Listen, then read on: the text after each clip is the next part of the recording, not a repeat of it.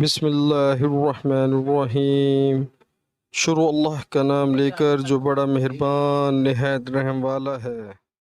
ایک مرتبہ آپ صلی اللہ علیہ وآلہ وسلم نے فرمایا، درختوں میں سے ایک درخت ایسا ہے کہ اس کے پتے نہیں جھڑتے، اور مسلمان کی بھی یہی مثال ہے، بتلاؤ وہ کون سا درخت ہے؟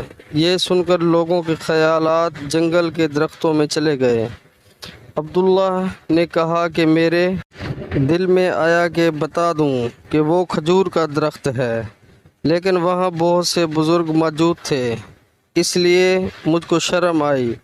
آخر صحابہ نے عرض کیا، یا رسول اللہ، آپ ہی بیان فرما دیجئے۔